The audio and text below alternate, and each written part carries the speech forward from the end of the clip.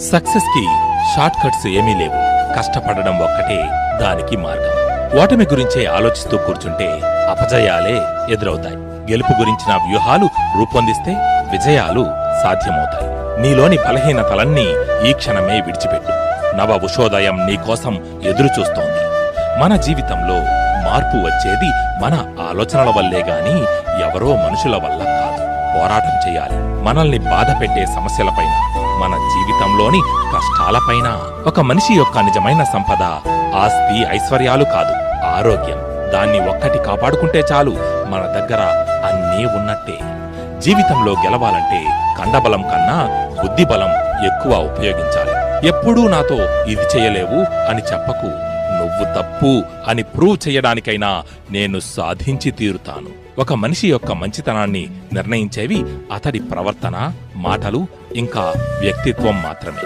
వాటిని అదుపులో పెట్టుకున్న మనిషి నలుగురిలో కీర్తిని గడిస్తాడు.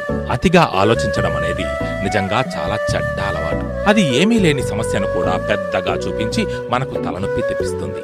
కాబట్టి దేని గురించి ఎంత ఆలోచించాలో అంతవరకు మాత్రమే ఆలోచించడం నేర్చుకోవాలి. సరిగ్గా సాధన చేస్తే ఏదైనా సాధ్యమే. మితిమీరితే మంచితనం కూడా మనకి హాని కలిగిస్తుంది. కాబట్టి ఏదైనా హద్దులు తెలుసుకొని ప్రవర్తించాలి. మనం ప్రేమించిన వారికి మన ప్రేమను తెలియజేయాలంటే ఇవ్వాల్సింది ఖరీదైన బహుమతులు కాదు, మన విలువైన సమయాన్ని. నమ్మకం ఉన్న చోట అనుమానం ఉండదు. ఏ పనైనా సఫలం కావాలంటే ఏకాగ్రత కావాలి. మన దృష్టి లక్ష్యం నుండి చెదరనీయకుండా ఏకాగ్రతతో పని మీద మాత్రమే శ్రద్ధ పెడితే సానుకూల ఫలితాలు లభిస్తాయి. ఇచ్చిన మాట తప్పకూడదు. అనవసర సలహాలు ఇవ్వకూడదు. అప్పుడే మన మాటకు విలువ ఉంటుంది. మనిషికి ముందు చూపు ఉండాలి.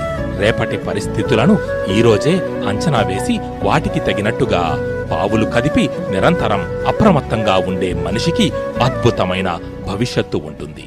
శరీరానికైన గాయం మందు పూస్తే మానిపోతుంది, కాని మనసుకు అయిన గాయం ఎల్లకాలం ఉండిపోతుంది.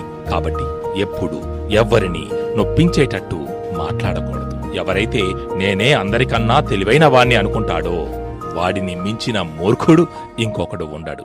ఇది అక్షర సత్యం. మనసు అంగీకరించలేని సత్యం మెదడు గ్రహిస్తుంది. మెదడుకి అంతుపట్టని మంచితనం మనసు గుర్తిస్తుంది. అదే ఏంటో విచిత్రం కదా. భిన్నమైన ఆలోచనల నుంచే గొప్పవైన ఆవిష్కరణలు పుడతాయి. మన తెలివితేటలను మన ఎదుగుదలకు ఉపయోగించకపోయినా పర్లేదు గాని పక్క వాళ్ళ నాశనానికి మాత్రం ఉపయోగించకూడదు. తప్పు చెయ్యడమే కాదు, తప్పుని ప్రోత్సహించడం, తప్పు జరుగుతున్నప్పుడు మౌనంగా ఉండడం కూడా తప్పే. డబ్బు సంపాదించడం